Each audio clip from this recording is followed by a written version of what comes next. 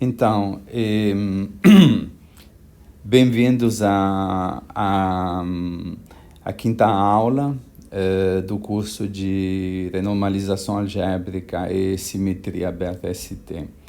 Então, nessa aula, a gente vai dar, digamos, prosseguimento à aula passada, em que nós, assim, descrevemos um pouquinho o processo de desconstrução e reconstrução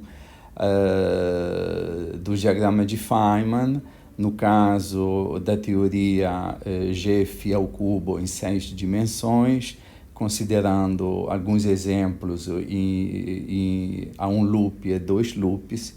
E agora a gente, assim, eu gostaria de apresentar assim a maneira recursiva de realmente lidar com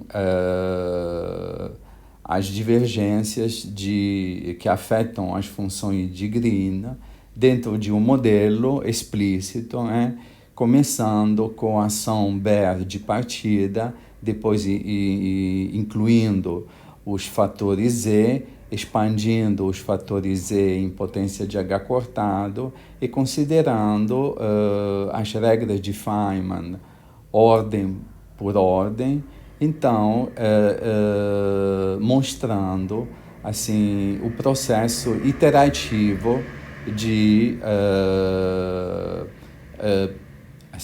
parametrização das divergências ultravioletas dos diagramas de Feynman, da eliminação das divergências ultravioletas via um certo procedimento de renormalização, então, de construção iterativa das funções de Green renormalizadas. Então, antes de fazer isso, eu gostaria de apresentar alguns pontos assim, relacionados a um esquema de renormalização específico, que vai ser a renormalização dimensional, que como eu já assim, mencionei, ela é realmente muito prática e muito comum, muito usada, então certamente vale a pena gastar um tempinho para mostrar assim, como se calculam os diagramas de Feynman na regularização dimensional e depois como se eliminam as divergências no procedimento de renormalização, sempre na dimensional. Então, para introduzir a dimensional, vamos sempre considerar um modelo simples que a gente sempre, na medida do possível, adota, que é a teoria de um campo escalar com interação quántica em 4 dimensões. Então, vamos considerar como exemplo o diagrama a quatro pontos, né? Então, esse diagrama aqui representa a contribuição a um loop para a função a 4 pontos. Então, P é o momento externo. Então, se a gente for assim, olhar a integral de Feynman associada a este diagrama aqui, nós temos a seguinte integral. Então, temos duas linhas internas. Então, temos o momento externo P. Então, essa integral aqui, fazendo justamente a contagem das potências, o grau de divergência superficial é 0. Temos potência 4 na medida de integração e potência 4 embaixo. Então, há uma divergência logarítmica. Então, temos que entender como pode se separar, como pode se parametrizar a divergência ultravioleta desta integral aqui e separá-la do restante, que é finito. Então, vamos fazer isso na chamada regularização dimensional. Então, o primeiro passo da regularização dimensional é pegar a medida de integração de 4K e não considerá-la mais em 4 dimensões, mas considerá-la numa dimensão D. Essa dimensão D é igual a 4 menos epsilon, sendo que epsilon é um parâmetro infinitesimal. Ou seja, a ideia é uma ideia assim, de uma certa forma, assim, extremamente prática. A gente, assim, não considera mais a dimensão da medida de integração como sendo 4, mas baixa só um pouquinho, né? A gente vai para a dimensão 4 menos epsilon. De fato, esse processo de uma dimensão 4 para uma dimensão 4 menos epsilon do ponto de vista matemático, para quem quiser, digamos assim, se aprofundar em tudo isso, é algo, no fundo, bastante sofisticado, né? Mas a gente vai se focar só digamos, nas fórmulas relevantes para assim poder fazer o cálculo realmente, para poder aplicar isso ao cálculo das integrais de Feynman.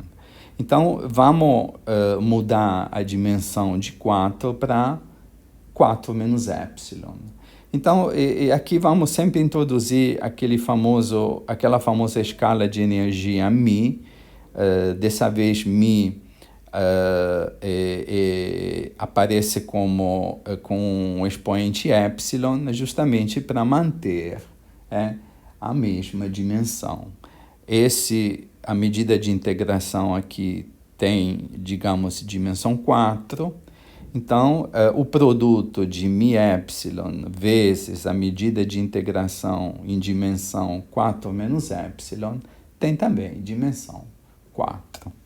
Então, agora vamos pegar a integral quadridimensional e vamos substituí-la pela integral em 4 menos epsilon dimensões. Agora, essa integral aqui, em 4 menos epsilon, ela é formalmente convergente, porque o grau de divergência que eu tenho na medida de integração é 4 menos epsilon, que é inferior à potência que eu tenho assim aqui embaixo, que é potência 4. Então, formalmente, a integral é convergente. Então, eu posso agora fazer manipulações nessa integral e calculá-la. Então, como vamos proceder? Bom, como eu já mencionei anteriormente, a quantidade de μ que aparece na dimensional é uma escala, digamos, arbitrária, que é necessária para poder manter as dimensões de massa corretas. E na dimensional a gente vai também usar muito a função gama, que vocês certamente já devem ter visto e muitos outros assim em muitas outras ocasiões. A função gama, ela tem uma representação integral deste tipo. Em princípio, essa integral aqui ela é convergente quando a parte real de z é positiva. Então, a gente, em princípio, define a função gama com parte real de z positiva e depois faz uma extensão, um prolongamento analítico no plano complexo. Então, a função gama, ela tem um certo número, ela tem muitas propriedades. E as propriedades que a gente vai utilizar no cálculo do diagrama de Feynman via dimensional são essa propriedade aqui, que relaciona o valor da função gama no ponto z mais 1 com o valor da função gama no ponto z, e depois, quando a função gama, quando o argumento da função gama for um inteiro, a função gama é igual a n-1 fatorial. A função gama, ela tem polos, para valores inteiros negativos de z, incluindo a origem. Então, por exemplo, gama de 0 é divergente, gama de -1 é divergente, gama de -2 também, gama de -3, todos os inteiros assim negativos, incluindo a origem, são polos da função gama. Além da função gama, a gente vai também precisar dessa identidade algébrica. Se eu tenho, assim, essa razão aqui, 1 dividido a b, eu posso representar essa razão aqui utilizando essa representação integral aqui, chamada também representação de Feynman, né? E a integral em dx é muito simples, então, fazendo a integral em dx entre 0 e 1, a gente recupera esse fator 1 dividido a b. Então, agora, a última expressão da qual iremos precisar é essa daqui. A integral em ddk, assim, de 1 sobre k ao quadrado mais m ao quadrado elevado a uma certa potência, que a gente deixa a potência a não especificada. O importante aqui é o fato que aparece um módulo de k ao quadrado, né?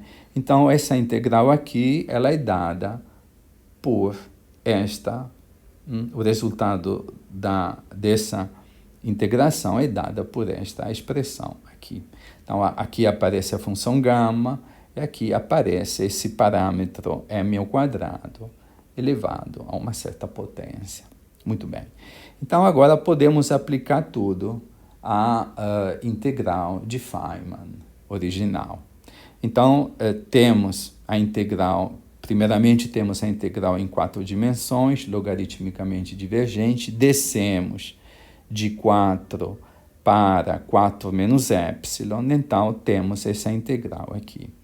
Então, eu vou chamar esse primeiro fator aqui de A, esse segundo fator aqui de B. E vou aplicar esta fórmula aqui, tendo identificado A e tendo identificado B. Então, utilizando a fórmula anterior, com A sendo esse fator aqui e B sendo esse fator, a gente descreve essa integral aqui, desta forma aqui. Observem que aqui a gente introduziu a integral sobre a variável x, que vem da fórmula anterior, e aqui tem a combinação de A e B. Então, agora a gente tem que trabalhar um pouquinho, assim, esta expressão aqui, fazendo, por exemplo, vai explicitar o quadrado desta expressão aqui, vamos explicitar esse produto. Então, quando a gente faz isso, ocorrem várias simplificações. Por exemplo, esse termo aqui, ele é cancelado por esse termo aqui também se cancela com esse termo. Então, várias simplificações ocorrem. Então, finalmente, assim,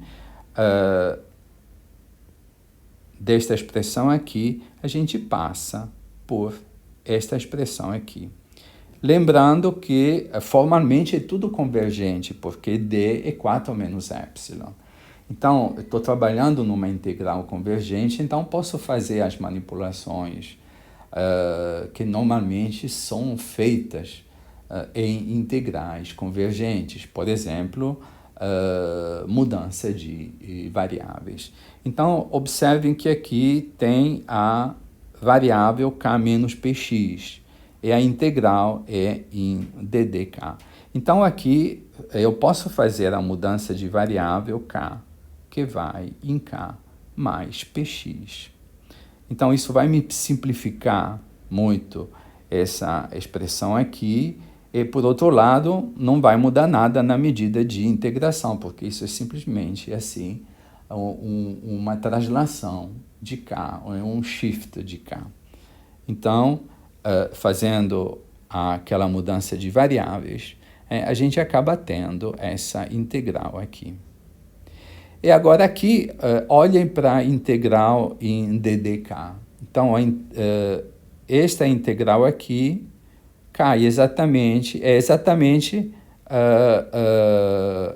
a integral que nos demos. É essa integral aqui. Né? E, sendo que m ao quadrado agora é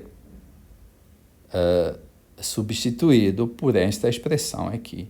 Então, agora eu posso fazer essa integral aqui. Então, aqui permanece a integral em dx, aqui permanece mi epsilon, e aqui é o valor da integral. Né? Então, basicamente, assim, fizemos a integral em ddk. E agora o resultado, ele apresenta as famosas funções gamas. Então agora, uma vez que a gente fez a integral em ddk, agora a gente faz a substituição d igual a 4 menos epsilon. Então agora vamos pegar esse termo aqui e vamos fazer a substituição d igual a 4 menos epsilon. Então, temos esse primeiro termo aqui, que corresponde a esse termo aqui. Temos esse termo aqui, que vai dar 4π ao quadrado menos epsilon sobre 2, porque tem um fator d dividido 2. Depois temos gama de 2 menos d sobre 2. Esse fator aqui vai dar justamente gama de epsilon sobre 2. Gama de epsilon sobre 2, quando epsilon tende a zero, é divergente. E depois, embaixo, temos gama de 2, que vai dar 1. E aqui temos esse fator aqui, que aparece com uma potência epsilon sobre 2. Porque aqui d igual a 4 menos epsilon. Então, agora temos que lidar com gama de epsilon. Como que a gente lida com gama de epsilon? Lida com gama de epsilon utilizando esta propriedade da função gama. Então, gama, se eu colocar epsilon aqui, esse valor de z vai ser igual a epsilon, então eu posso dizer que gama de epsilon vai ser igual a gama de 1 mais epsilon dividido z.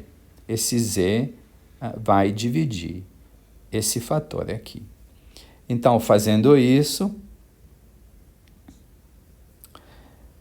a gente vai ter gama de epsilon sobre 2, vai ter um fator 2 sobre epsilon, que justamente parametriza a singularidade que a função gama tem na origem, e depois aqui vai ter gama de 1 mais epsilon sobre 2.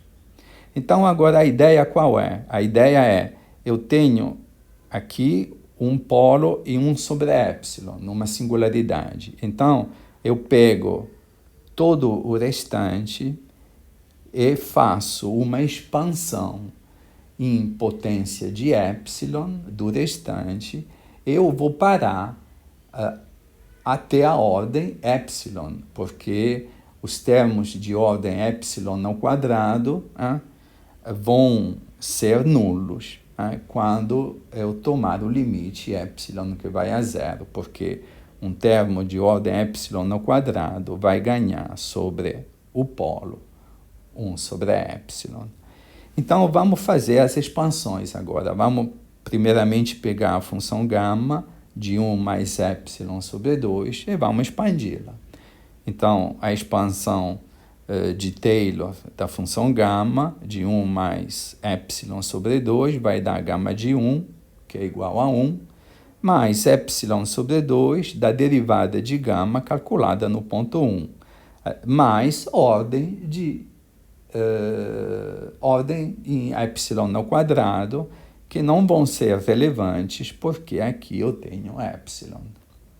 Então, a derivada primeira da função gama no ponto 1, normalmente a notação utilizada é psi de 1, sendo que psi de 1 é a constante de Eulero-Mascheroni. Então, esta expressão aqui é a expressão da função gama. Agora temos que expandir o resto, que seria toda essa quantidade aqui. Como vamos expandir esta quantidade aqui? Aqui a gente usa um pequeno truque. Então, vamos supor que eu tenha uma quantidade alfa elevado a epsilon. Eu quero fazer a expansão em epsilon desta quantidade. Então, eu vou escrever essa quantidade utilizando o logaritmo. Vou escrever esta quantidade como sendo o exponencial de epsilon pelo logaritmo de alfa. Essa aqui é uma identidade e agora vou expandir o exponencial, porque epsilon é pequeno. Então, vai ter a expansão do exponencial vai me dar 1, mais epsilon, logaritmo de alfa, mais ordem de epsilon ao quadrado, que eu não vou considerar, porque justamente a singularidade aqui é de ordem 1 sobre epsilon. Então, pegando toda essa expressão aqui,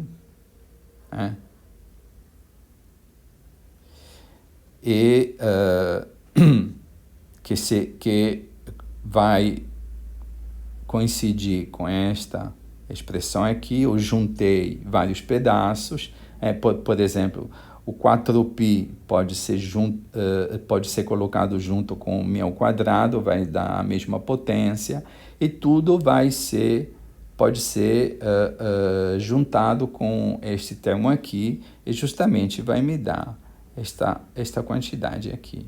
Então, agora eu vou aplicar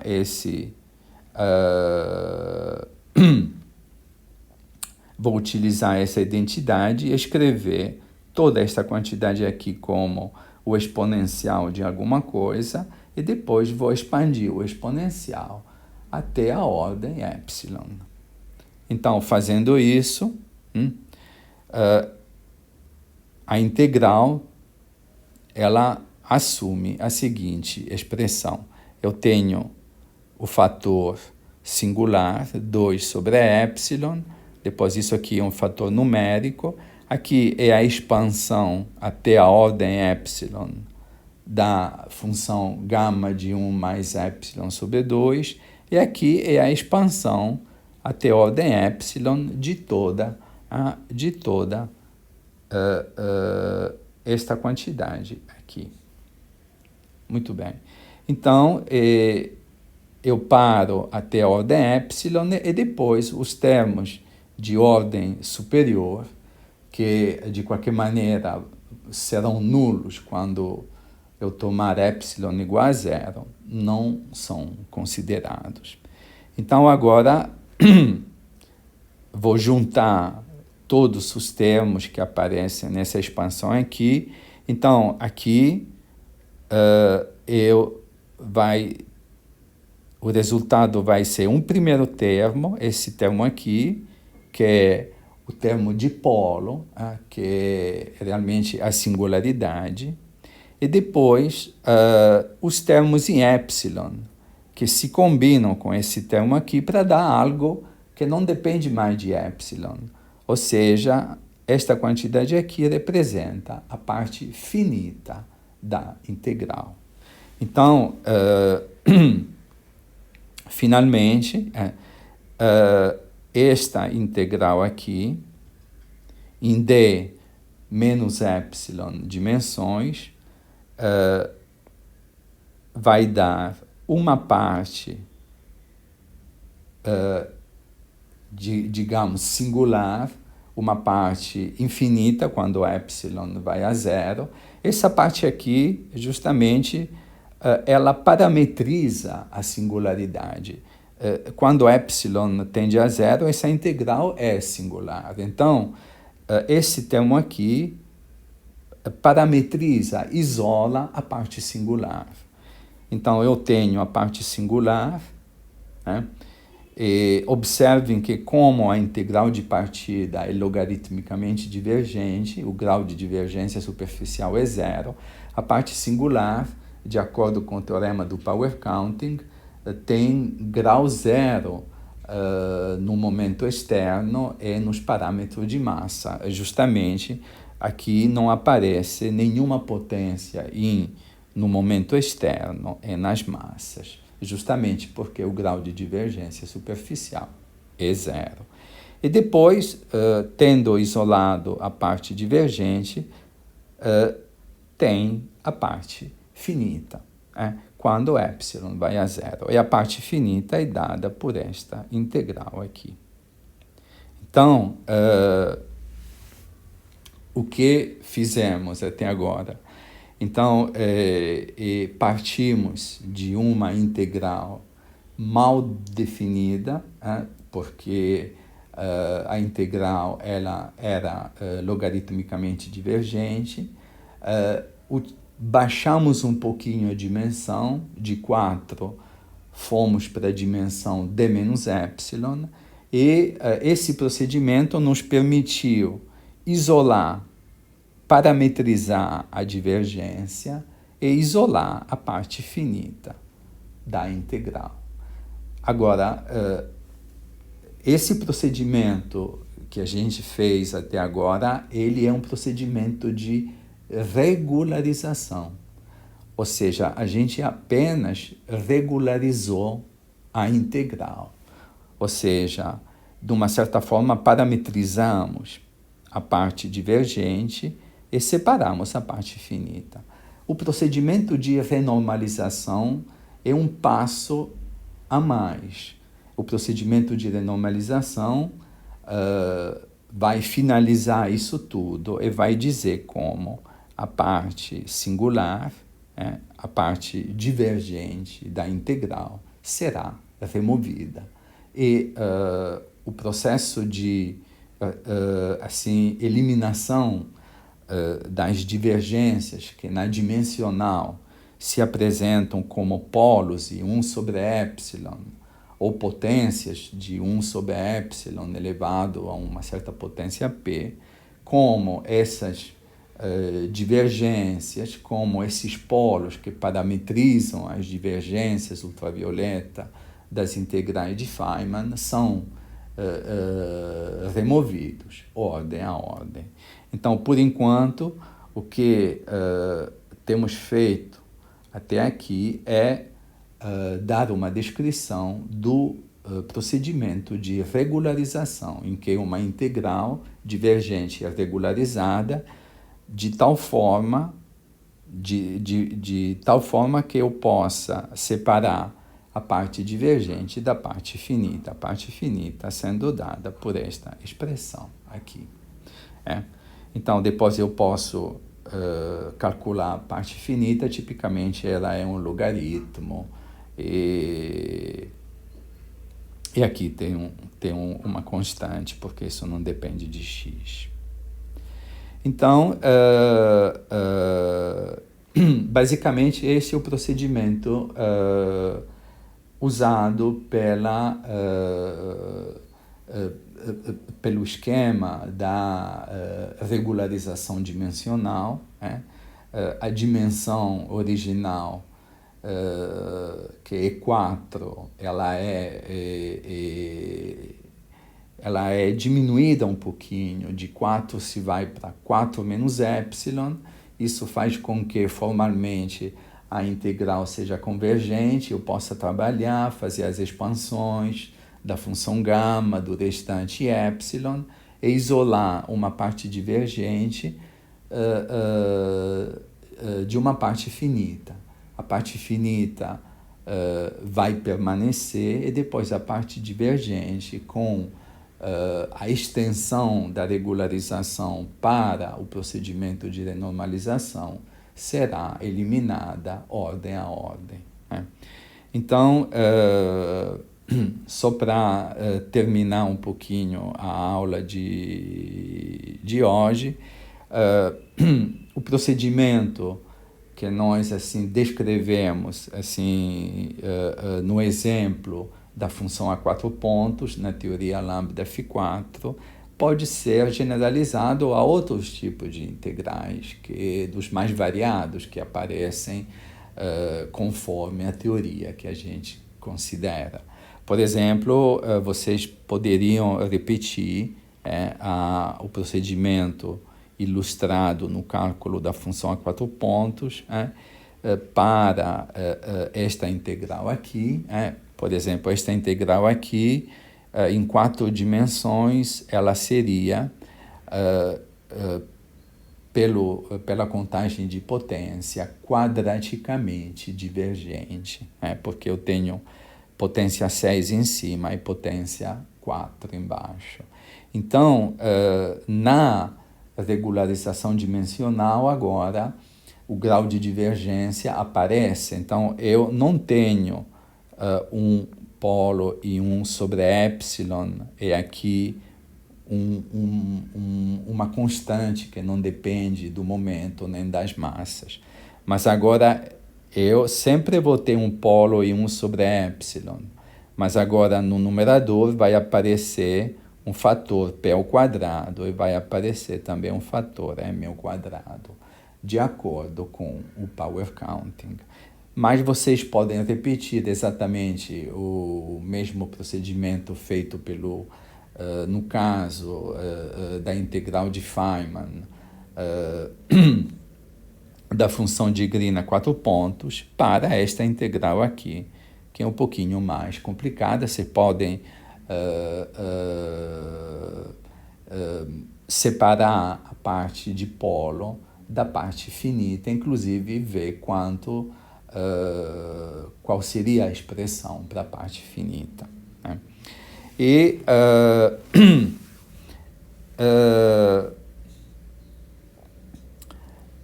esta integral aqui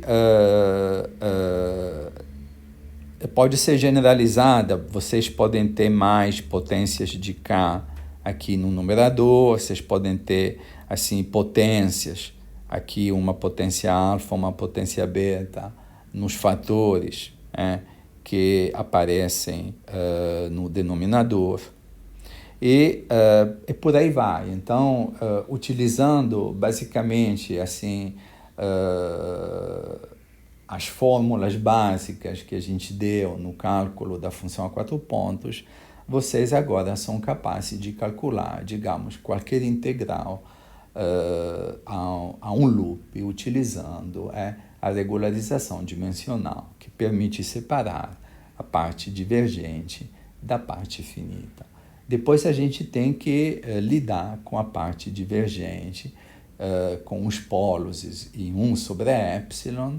Temos que entender melhor a natureza desses polos, temos que entender melhor a famosa escala de energia μ que aparece na dimensional. Isso será feito assim na hora de estudarmos o grupo de renormalização na dimensional. E, terminando, temos algumas propriedades assim muito particulares da dimensional que são chamadas de fórmulas de Weltman. Uma propriedade da dimensional é essa daqui. Se vocês têm uma integral, no numerador você tem um número arbitrário de fatores k, κ1, κn, embaixo tem k ao quadrado, essa integral aqui, indimensional, é zero. Essa é a primeira fórmula de Feynman. E depois tem também essa integral aqui é zero, e também essa daqui é zero. Então, essas três fórmulas que são típicas da dimensional são conhecidas como as fórmulas de Weltman. Então, todas as vezes que vocês, em dimensional, têm algo desse tipo aqui, automaticamente é zero.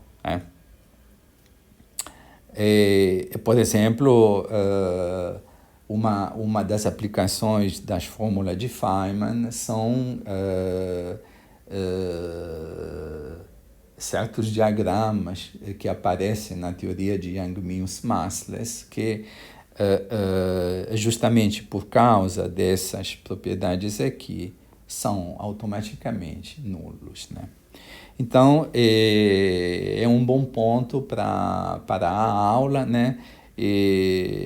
Acho que agora vocês estão bem familiarizados com a regularização dimensional e vocês podem tentar fazer vários exercícios, vários cálculos.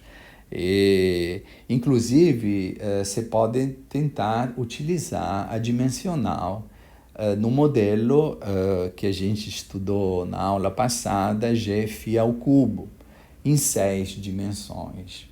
Aqui a ideia agora é não trabalhar em 6 dimensões, mas trabalhar em 6 menos epsilon. Ou seja, exatamente como fizemos em 4 dimensões, em que baixamos a dimensão de 4 para 4 menos epsilon, a gente vai pegar um modelo em 6 dimensões e vai aplicar a dimensional nesse modelo. Portanto, a dimensão não será 6, será 6 menos epsilon. Então, vai ser muito interessante calcular, por exemplo, a função a 2 pontos, a função a 3 pontos nesse modelo, justamente utilizando a dimensional, né? E em 6 menos epsilon dimensões. E basicamente não muda nada, é só assim, mudam alguns detalhes, porque aparecem outras combinações da função gama, mas sempre vocês vão ter uma parte divergente, que será uma parte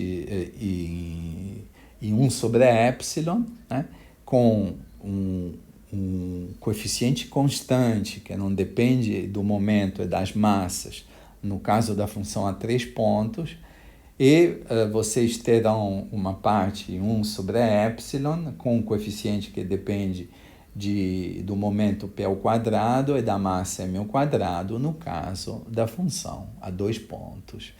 E isso tudo por causa do power counting, né? Então, assim, a sugestão antes de terminar a aula é que vocês se façam assim, alguns exemplos. Esse exemplo da teoria G φ ao cubo em 6 dimensões é bem interessante para ver como a dimensional pode ser utilizada assim, nas várias dimensões, 6, 4, e outras dimensões, por que não? Desde que a teoria apresente assim, uma certa consistência com relação ao power counting, né? Então, acho que por hoje é tudo. A gente vai se ver na próxima aula. Obrigado a vocês e até a próxima.